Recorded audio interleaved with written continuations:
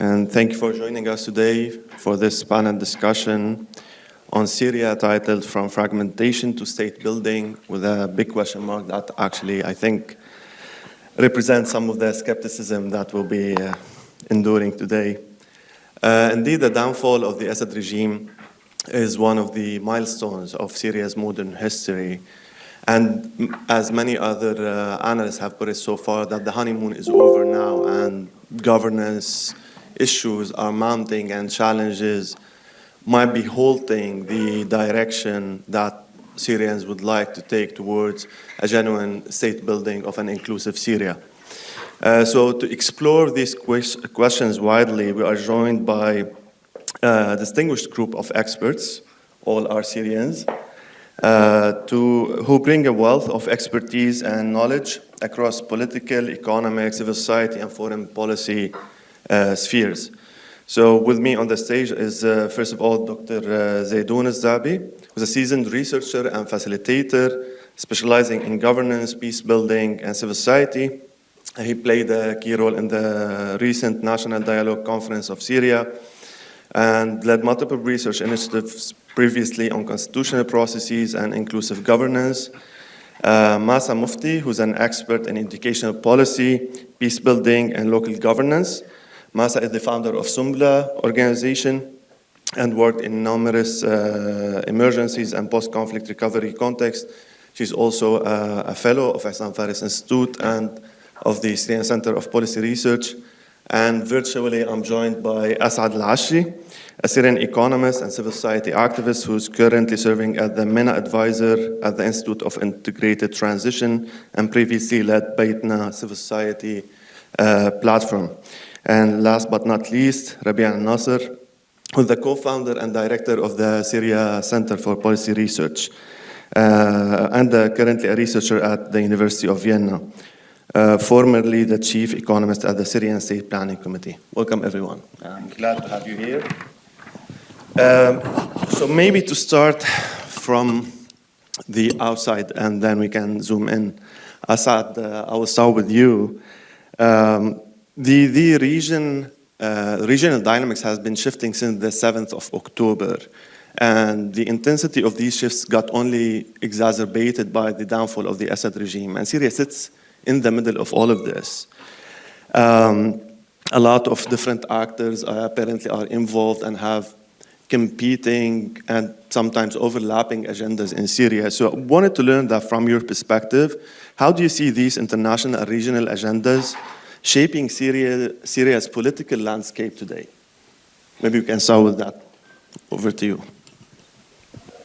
Thank you very much, Hussam, and thank you for Friedrich Ebert Stiftung and the Hussam Institute for this invitation. And I would have loved to be with you at my alma mater.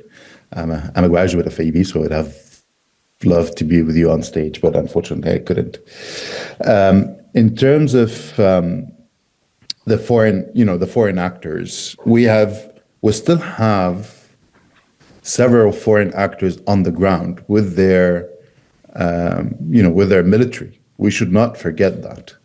That includes the United States of America in the northeast of the country as part of the international coalition to fight Daesh. We have the Russian military. A lot of people think that the Russian military withdrew from Syria. This is not true.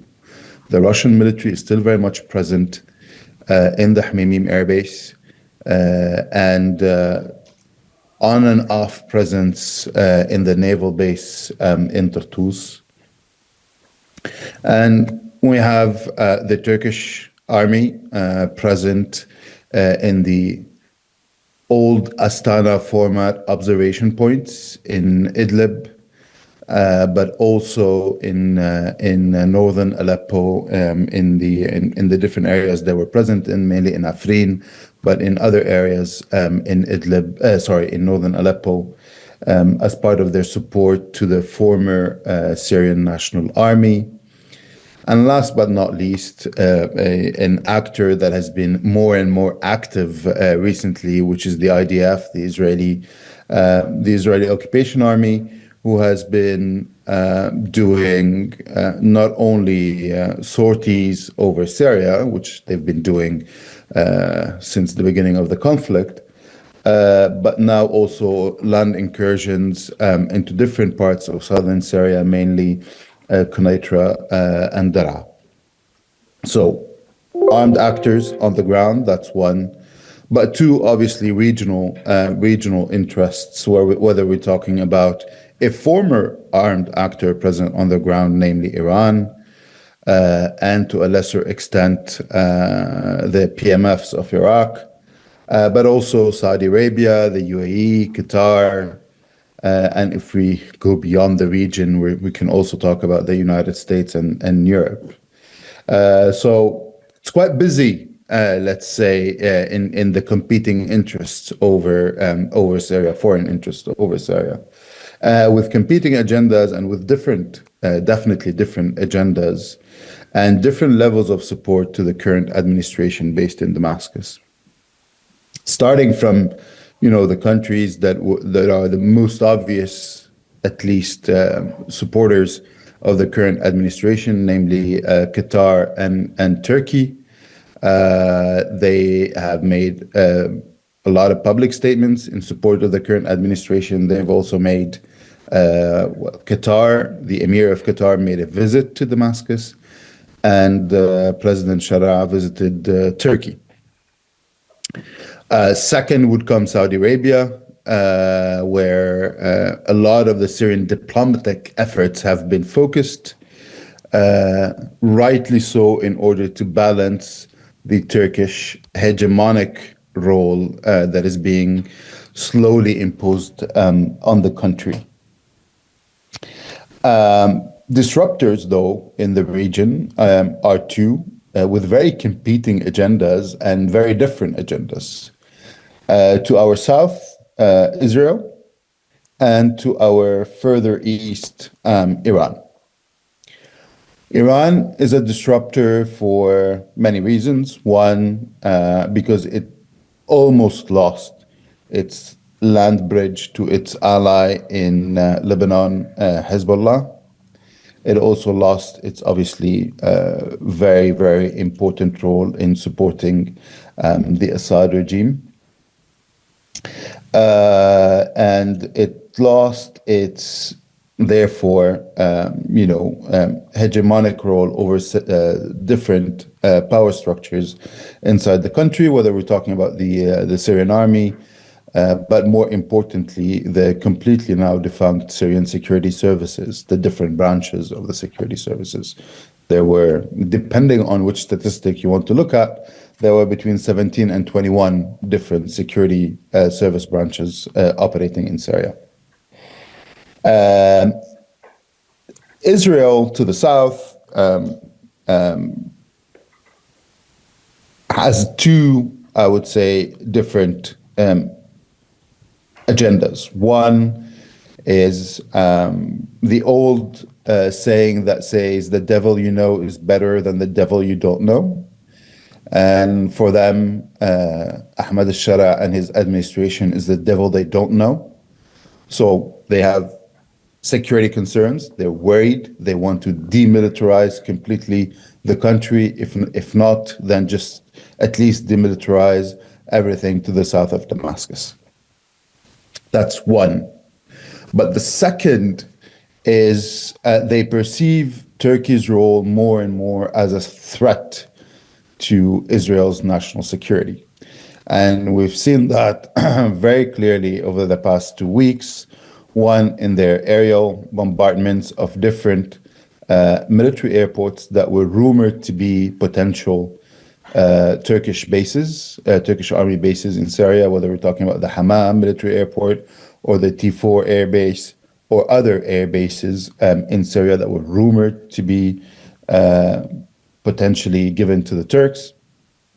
And also Netanyahu's recent visit and meeting with President Trump, and the different statements that were coming from the Israeli government, including a statement yesterday clearly stating that it's not in the interest of the state of Israel for Turkey to have any military presence in Syria.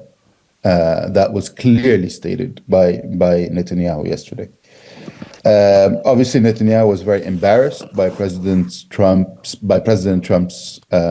words in the meeting with Netanyahu, where he praised President Erdogan and almost congratulated him for the quote unquote capture of Syria with hilarious historic references that did not make any sense, but that's beyond the point.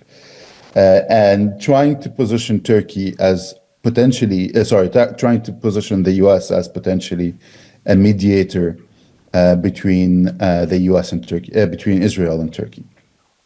So we might be seeing a mediation role being played between Turkey and Israel. But more interestingly, also what we've seen from the Turkish establishment and from the Israeli establishment over the past 2 days is a talk about deconfliction, and that they want to deconflict over Syria, which is the first step towards appeasement. But obviously, in everything I've mentioned, I forgot the European Union or Europe, where I live, where I'm based, because Europe is pretty much forgotten. They're nowhere to be seen. Unfortunately, Europe, and in the words of a European official, said, "We're payers, not players." And this is pathetic. The Europeans tend to forget that Syria is much closer, geographically speaking, to them than they think. And therefore, just financially supporting humanitarian efforts is not enough, because if stabilization fails in Syria, a potential for a new migration wave is huge. And let's not forget that Cyprus is only, half an hour by boat from Latakia or Tartus, or maybe 40 minutes. So it's much closer than our European friends and European hosts, in my case, tend to think.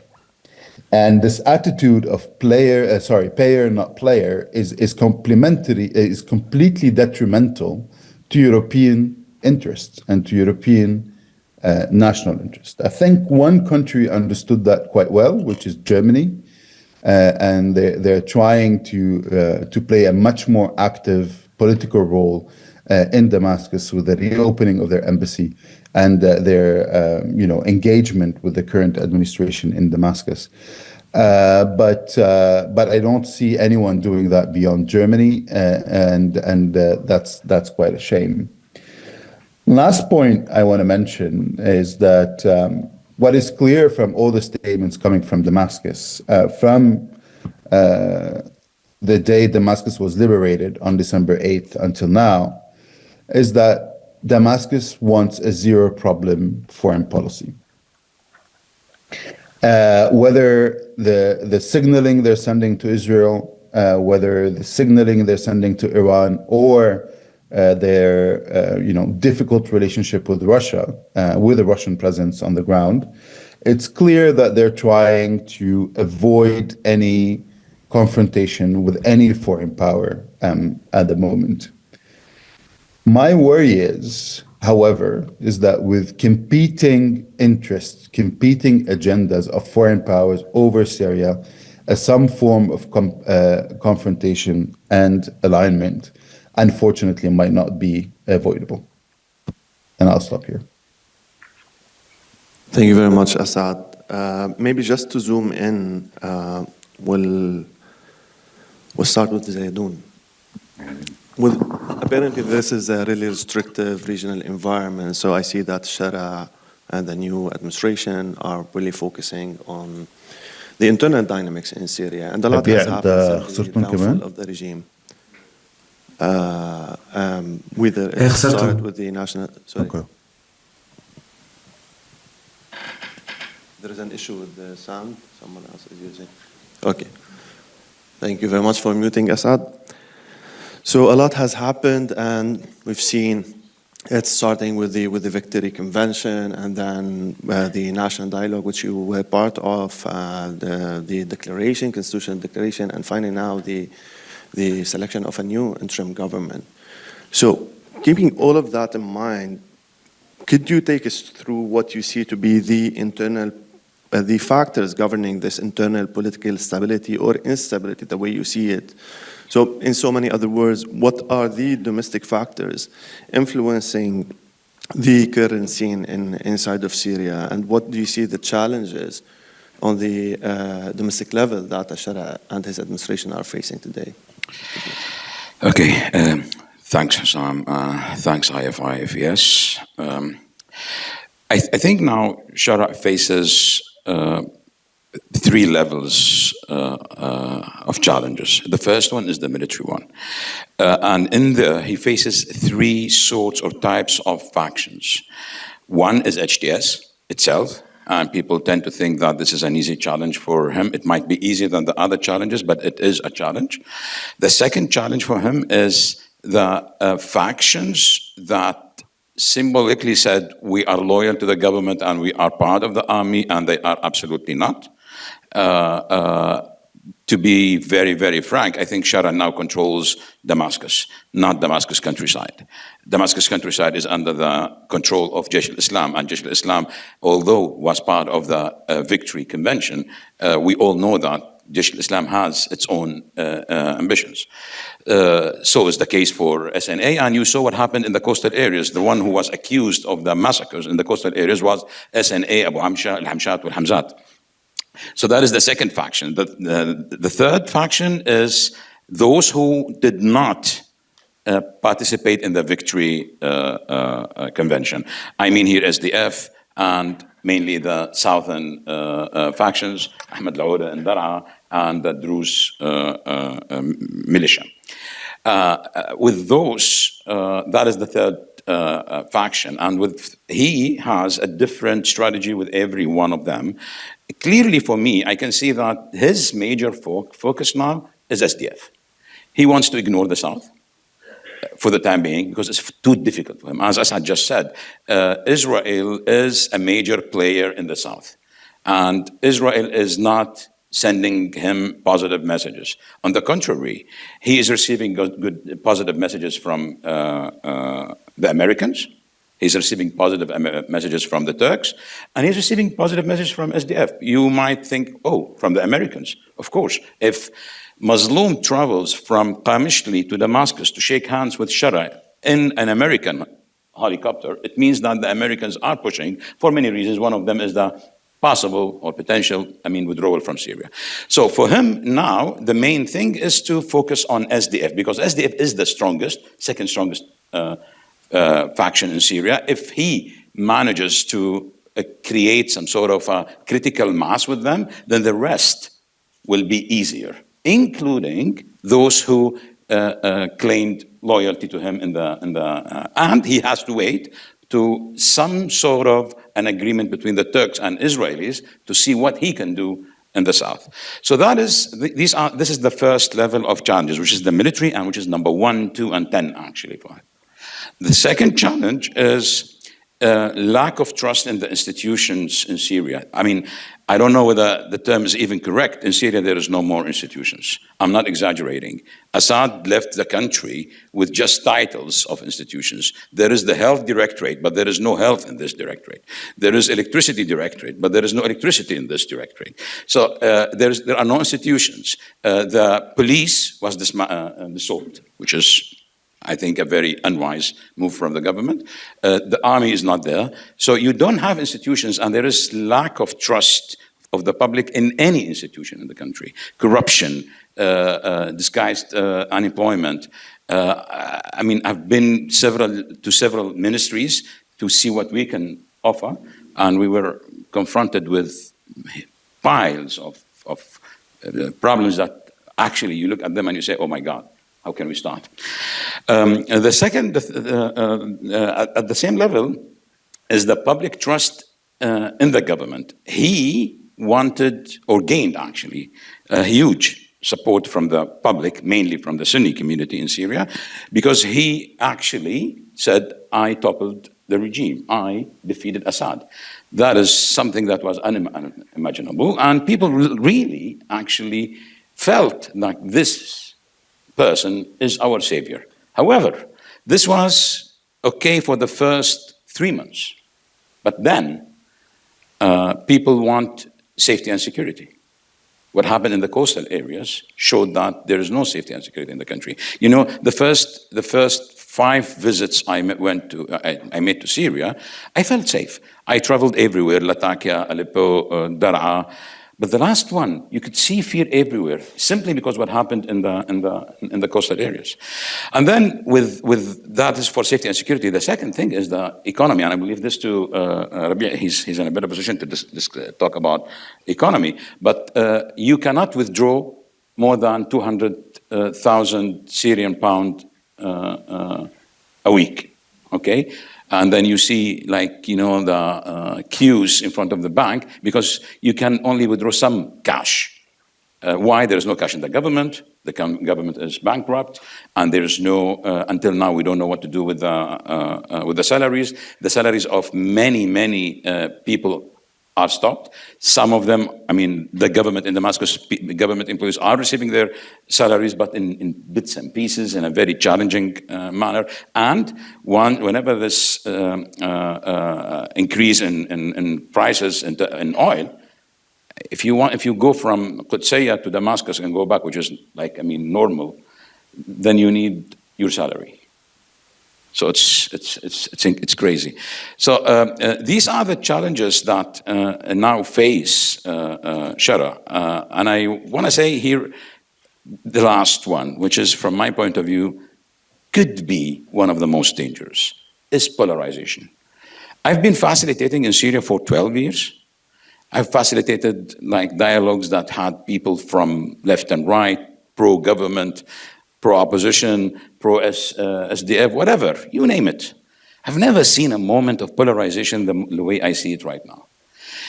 Everything polarizes society, everything, like literally like everything. Like as a lady screams at the government 2 days ago, now the social media is just full of fights over this thing. People forget why the woman shouted at the governor, but remember that now she's a woman, she is a courageous person, no, she is a rude person, and so on. So the polarization with the seculars allying with the minorities, actually, from my point of view, opposing whatever comes from the government, almost. And then there is the Sunni conservative community that supports whatever comes from the government, and no one provides critical, let's say, I mean, views on, okay, these are the positives, these are the negatives, we can build on this, we have to avoid that. One of them is the constitutional declaration, but I have spoken a lot, right? I can have to stop. I mean, if you just look at the constitutional declaration, for example, the constitutional declaration shows exactly how Shara wants to deal with this situation. He has the articles and clauses for the conservatives. And he has articles and clauses for the seculars. And then people come, oh, these are contradictory ones. Well, do you expect this constitutional to be like the Switzerland constitution that pleases everyone in the country? He tried to say, for example, 1950 is one of our major, let's say, the Constitution of 1950.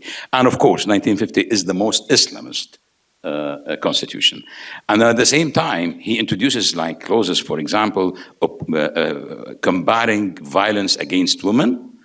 That is a huge advancement in Syria that has never happened. Actually, this shows you how HTS is a challenge for him. This clause itself created him issues inside HTS.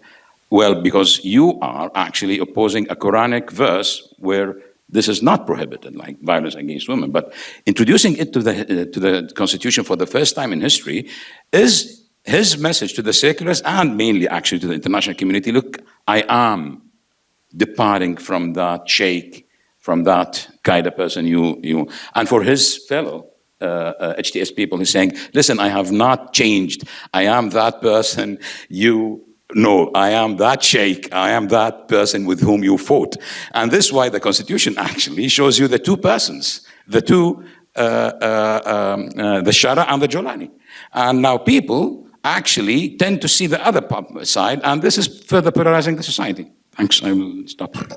No, thank you very much. I still have tons of questions about the military issues, but I will get back to you after I discuss economy with Rabie. Rabie, what Zedoun just described as a challenge, I think, is a remnant of the war economy that governs Syria, plus all of the corruption that continued for 50 years and over 50 years in Syria.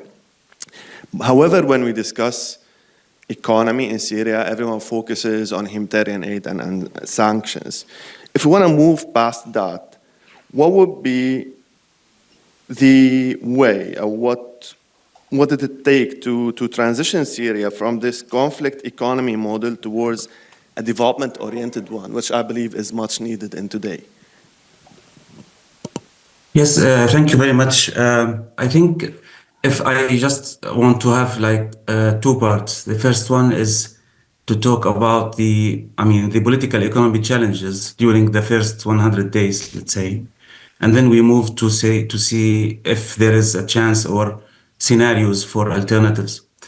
I think one of our key problem is that all the talk now is about he. So very quickly we are talking about one person as the authority, as the attitude, as the future, as the reflections, the ambitious aspirations, etc.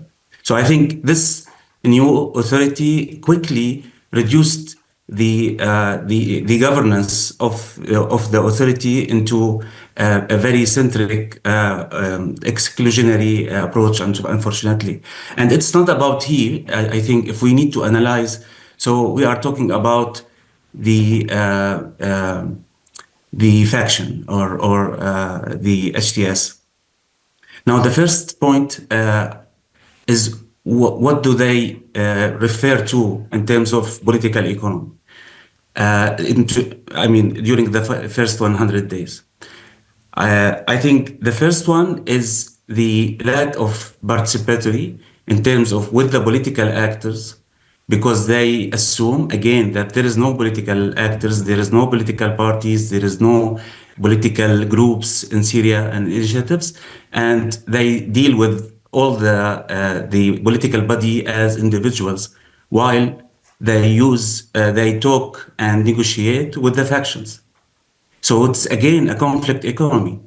So the base now for the decision making and for policies is how to deal with the factions. This is internal. So we continue to give more incentives in terms of the giving the bureaucracy to the people from the military factions, mainly from the HTS. The way that, and here I disagree a bit with Zedoun. Yes, there is a lot of hollow and corruption in the public institutions, but the institutions is not the top efficiency and the building, and it's few people who have the archive, the relations, the history, the way of doing business in such ministries and administration and department. So if you want to go and just remove everybody and bring your group, so I think you are building a new problem for not just for the institutions and bureaucracy itself, but also for your political economy. So you are putting all the authority and power into your group, and you are losing societies, including Sunnis in Damascus and Aleppo and Hama and Homs. If you talk about the narrative that this regime is talking about, that I am supporting Sunnis, I think the way that they are approaching power is not reflecting that. Although this could be, as part of the identity politics, very important to bring the emotions of many people. The second point, that yes, you remove hundreds of thousands of people. Now, how to evaluate ministries and departments, and how to see where is the transparency in understanding what's the future of these institutions and how to get rid of what you said as, for example, extra people or disguised people or corrupted people. I think they did it in a very quick way, as if they want to punish a huge section of these kind of employees, which is create a huge difficulties for you, even if you are in the right side. Doing such a big shock for the people, the employed people, will create millions of people who are think that you are the enemy, not the future for them.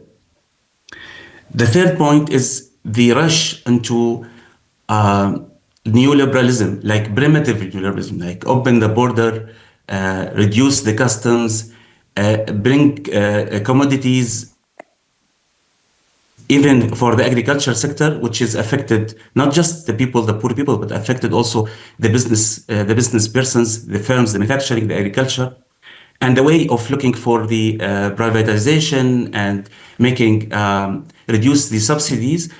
It's a kind of, even for anybody who want a new liberal policies, need to have several stages until you break this social economic relation between people under the poverty and under all of this pressure.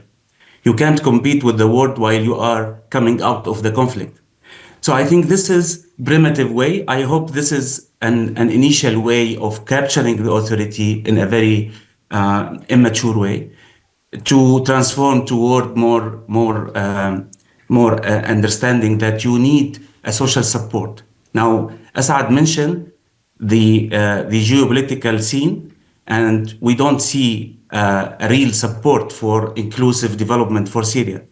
So the only power that can support you also is not the military factions, as Zedoun mentioned, this kind of very narrow way of looking for authority and distributing the country. So how to rebuild the economy? I think the starting point is, are you looking for rent for the authority and redistribute the wealth for the victorious HTS? Or are you looking for inclusive development that bring inclusive social support for this authority?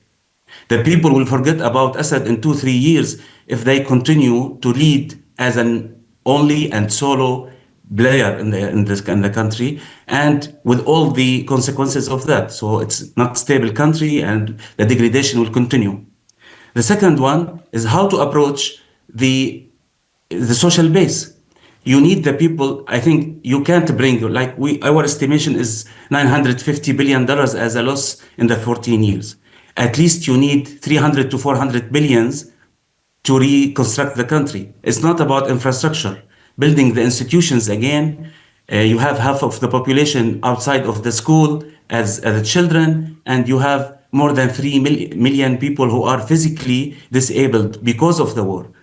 So you are talking about enormous challenges in terms of human capital and institutions, which is much more important than infrastructure. Now, building those need trust in the public institutions and all the effort from the people in private sector, civil society, and bureaucracy. Now, if you want to start this, I think the first point is to open the space in Damascus to real inclusive long dialogue for 2 years to bring these people together, because otherwise you will subordinate to the factions, and you will subordinate to the wealthy people, as this policy now they approached it, and you will be subordinated to Turkey and Qatar. Now, when country tell you that I will send you the salaries of the people, and they postponed it for 3 months, you are not an independent in any decision. It will be an illusion to think that you can decide if you are waiting for the wages from any country in the world. So how to rebuild your local dynamics that transcend that you are a faction? I think this is a very challenging way of looking for that. Now, the other side of the story is that you are using identity politics in the public policy. And this is what referred by Zedoun, I think, about polarization. The polarization now is different because you are using the sectorization on the public policy. It is very dominant now as the public narrative. So everybody is talking about how the Alawite will deal with Druze, how Druze will deal with Sunnis. It's not that excluding this factor, but bringing this as a public policy, as a key factor in the public policy, I think it's very causing a huge polarization, and this will affect the economy and development.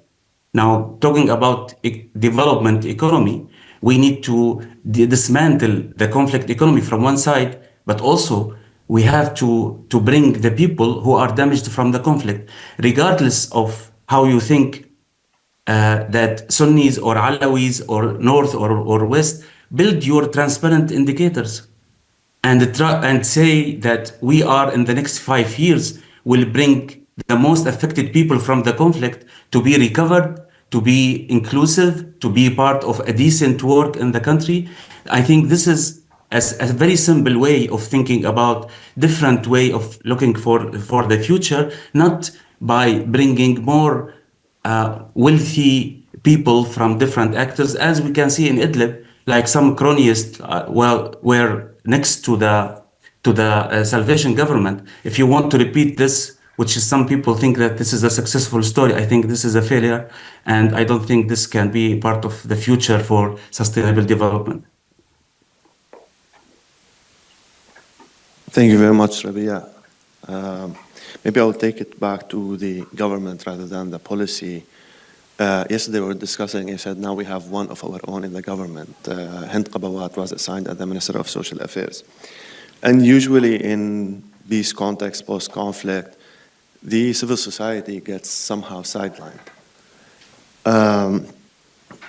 However, the Syrian civil society had really played an active role for the past 14 years, whether it is in service delivery, substituting for the institution, the failed institutions we're talking about, or in the absence of a political alternative, they were our political partners inside of Syria.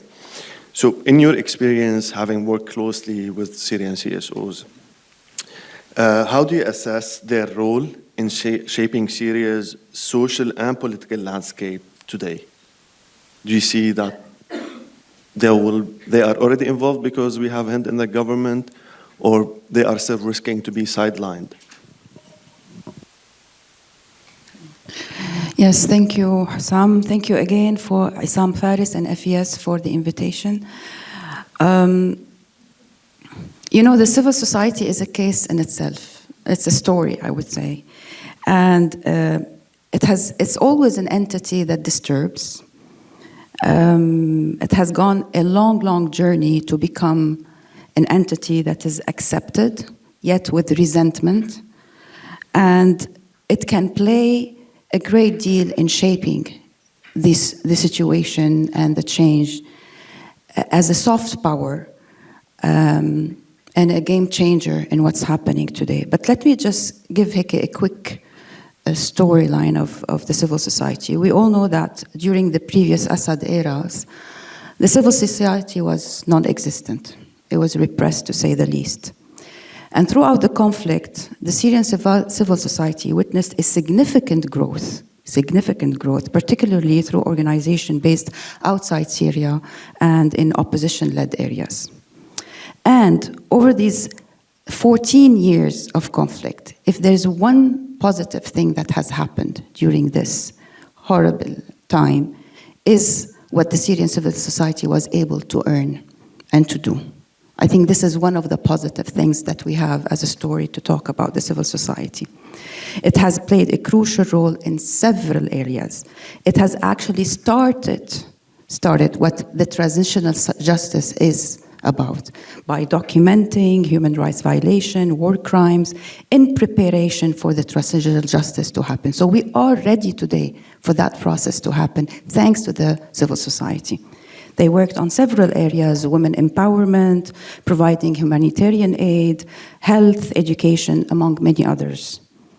But also on the international sphere, it has been able to present itself as a core player and play a prominent role at international forums, including the Brussels Donors Conference, UN delegations, negotiation commissions, and showcasing its role in shaping Syria's future. That has been earned through a very long journey, so for the civil society. But today, they are facing a new situation and new realities. Let me start by mentioning a little bit, if I can't stop, since the title of our panel is From Fragmentation to State Building. So in terms of fragmentation, the Syrian civil society itself today is going through the challenge of internal divides and complexities because of the power dynamics and all the realities that are being shaped. So I could mention three specific fragmentation and divides. The internal, at first sight, we all witnessed when we went to Syria. I'm part of the civil society that was outside Syria, right? And it was a very powerful moment for many of us to be able to go back to Syria on our lifetime. We all thought and programmed ourselves that this is not going to happen. But then to come back and to be able to be part again of this reality, that was a powerful moment. And then it hit us, all of us, that there is a civil society inside Syria that has been paying the high price, and there is civil society outside that has been waiting for that moment to happen. And this is a new tension that we witnessed and we felt. So it is something that is not to be undermined. I think it will be kind of organically melted, but it takes time. But this is one of the first, I think, things that I have felt and I heard from different colleagues. The second divide is the political divide that's happening today between those who are very much hopeful, positive, optimistic, loyal to the new authority, and believing that it's okay, whatever it takes, but we are on the right track, and those who are completely opponent and opposing vocally that this is not aligned with the transitional phase and the change that they are aspiring to. So there is already a political positioning divide between those who are very critical and those who are more accepting the process. And the third one, I think, is very related to what Zedoun said, is this increasing kind of sectarian polarization. It's also affecting the civil society itself. So, yet the common denominator remains this shared aspiration for change and reform. And to shift towards state building, the Syrian civil society today is at stake in trying to be unified despite all these fragmentation and make sure that also position itself, as I said, as a player who is no longer restricted to providing humanitarian aid, okay? Because that was the typical, restrictive view of what civil society is. But it's really to actively expand its role to political engagement and to position itself as a key partner and player in shaping policies, strategies, and that are not only responsive to the needs of the people, but to contribute in this political change and transition. So this is a challenge today. And we need to also remind ourselves, and the civil society is very much aware of that civil society is not only limited to NGOs, okay? We want to eventually become part of this new political parties' life. Local municipalities, commissions, union, etc. So it has very different versions of civil society. And for that to happen, we need to continue creating spaces for dialogue, which was interrupted, I think, and that's what happened. So dialogue is not just a one-shot summit. Dialogue is a continuous process to kind of nurture the growth of the civil society and the need for its role. And to build this consensus building across sectarian, ethnic, political divide, and to engage in policy advocacy to foster this transparent governance, accountability, and rule of law. Now, I want to add also another sight on the situation today, that the current situation is not allowing for all of that to happen, obviously. And I think one of the reasons, Zedoun mentioned the constitutional declaration and the new cabinet that has been elected. I think one of the problems is that the transitional government today, that's what it's called, حكومة انتقالية, it's a transitional government. It's actually failing to act as a true transitional body. Yani with a constitutional declaration and a new elected cabinet, it's already behaving as a permanent government, with no clear acknowledgement of the limited scope and temporary nature of its mandate. Why I'm saying that is because what's really missing is this multi-phase process to reach a genuine change. We cannot, you just not press a button and you do a change. There's a whole process and phases. In fact, the end of this phase should culminate in reaching the new constitution. So how can we reach the new constitution and the aspired political change that will lead to election and democratic election if these, in the discourse and in the way that they are presenting themselves, there is no that perspective. It's flat. It's like, today we have this, and where's the multi-phasing? Where's the process? And so again, and the duration of this transitional phase is in itself questionable.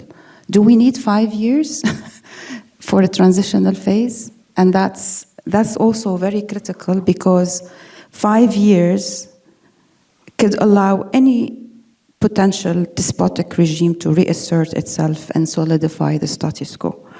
So finally, what I want to say here, the civil society today is very much aware of all these challenges. You can hear it, you can feel it, you can sense it, and from people saying these. Now, the positioning of different constituents of the civil society today is also an issue. How the civil society is able today to reach a kind of a unity, despite respecting the diversity as well, and leveraging on what I would like to mention. Hannah Arendt mentioned something about the historical moment of natality. What natality means is like when you grasp a historical moment that is a chance for change making and reinventing, and bringing change to happen at a particular historical moment. So this is exactly where the civil society today, they are at this situation where they have this chance, historical moment, to grasp the chance to bring change, and yet they are facing all these challenges. And many are very careful. They don't want to burn their bridges with the current government. Others are more critical, and they are they are uncompromising on what they stand for as a civil society and what we called for initially. So, and I would like to end with a final note that I was really very much, it was very enlightening that Dr. Ghassan Salami mentioned yesterday during his reflection on his book. He mentioned something that is very relevant to the Syrian context when he said it's the relationship today is not only between the state and the society. It's not a duet, it's a truet. There is a regime, there is a state, and there is a society. And this is where the deep state is mentioned, is the dimension of the deep state, the Dawla al-Ami'a. And in fact, what he's saying that if the regime falls, these three constituents are so intertwined that the three of them fall. And today the civil society is trying to save what it can save and what it has earned over the 14 years of conflict to make sure that this chance is not lost within its hand. Thank you. Thank you very much, Massa, indeed super interesting. Maybe to build on that, Zedoun, for the civil society to take its actual role in Syria today, for the civil society to take its actual role as a political actor, maybe it would require some regulatory environment that allows for it. And the new declaration, constitutional declaration, mentioned that a new parties law will be promulgated soon. However, I have my skepticism about it.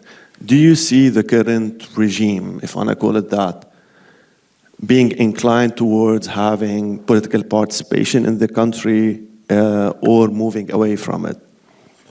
No, is the simple answer. See, I can give some anecdotes to try to explain my view on how this government is perceiving the political sphere in Syria. As soon as the government was toppled, the Assad regime was toppled, we rushed to the country and we started holding dialogues. Everything was allowed. We could hold talks, panels, discuss each and everything. No one banned anything. The only thing that was banned was on the 10th of December, the so-called the consultative meeting of the political parties. لقاء تشاور الأحزاب. So, yeah. That was the only thing that was banned. And when they approached them very politely, saying, please don't hold this meeting. You know, we don't have a law on political parties. Yeah, but we don't have a law on anything in Syria. Why is this very important? Actually, they don't want to see political parties acting now. Second, they were very harsh on the Muslim Brothers. They are actually almost publicly banned from the country, which means they want also to ban political parties that are closer to them in ideology. So, number one, no political parties, especially those who are close to them. So what do they want, from my point of view? I think now they want to make use of the 5 years to establish their own political party. And this will be, from my point of view, non-ideological political party, non-Islamist. It will be a Syrian, let's call it this way, national or Syrian patriotic, something like that. This is what we hear from several people inside the current regime. Until then, they will not allow any political party to have foot in the country, so that whenever they appear with their, and that's analysis, like based on some information that I got here and there. From my point of view also, there is a model of Paul Kagame Rwanda that Syria's leader now is following. Liberalization, economic liberalization, close politics. One political party, if any, and that's it. That is not the only model, by the way, in the region, right? And if you look also where he headed first, since you are recording, I'm not gonna very public. If you see where his visits were, you will see that he is also following certain models here in the region, where you have, for example, in countries like in the Gulf countries, you don't have a Ministry of Culture, but you have entertainment institutions, right? You have liberal values introduced, you have liberal economy introduced, but again, there is no political parties in the UAE, in Kuwait, in Saudi Arabia, etc. So that is the model, again, he's following. So what is then, and here comes civil society from my point of view, how will he offset this, especially in front of the international community, but also in Syria? Civil society is the key word. He comes again from Idlib, where he has this experience, and excuse me to say he, Rabie. In Syria right now it's he only. And it has been so for a long time, by the way. In Idlib, HTS banned every political party, including Hizb al-Tahrir al-Islami, for example. You will see in their jails ISIS people and Hizb al-Tahrir, Liberation Party. But they allowed a lot of activities for civil society. Everything related to civil society was almost allowed. Even GBV, although with some restriction, GBV-like projects, they were, but with some restrictions. For them, they look at civil society, one as, okay, fine, this is not a threat in terms of, because by definition, civil society will not compete in elections, will not run for elections. Second, civil society is our gateway to the West. 3, our gateway to some funding to circumvent sanctions. So for now, we will allow civil society. And look at the civil society in Syria, quite vibrant, doing whatever they want. Meetings, workshops. The only other thing that was banned actually was an event on transitional justice. Transitional justice is another red line. No matter who is behind it, transitional justice is not allowed to be discussed by civil society, political parties, whatever. So transitional justice is their own business, okay, and they want to define it. So otherwise, apart from transitional justice, everyone says whatever he or she wants and do whatever he or she wants as activities. So look at now at the NDC. NDC, no political party was invited. They invited many figures, persons, but they were not invited as political, as party members. Huh?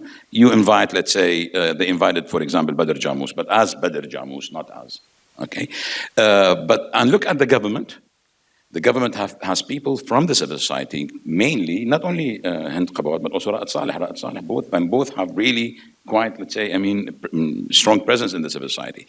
So he is saying, and actually for him, inclusivity in this government meant 3 things. Meant, first of all, I need the most important ministries in the hands of HTS, khalas, end the story. Second, I'm bringing from different sects, a person from every sect, an Alawite, a Christian, etc. And then 3 is civil society. This is what inclusivity is defined. And I believe this is the definition of inclusivity now in Syria for the next 5 years. We will bring people from their social background, like we want Druze, we want Alawite, we want Kurd, we want, okay? We will bring people from civil society and us. That is the only thing we will allow. We will not allow any political party to function. That is, I hope I answered your question, Hussam. It's unfortunate, actually, to hear that. But the part is something to wait for at least 5 years.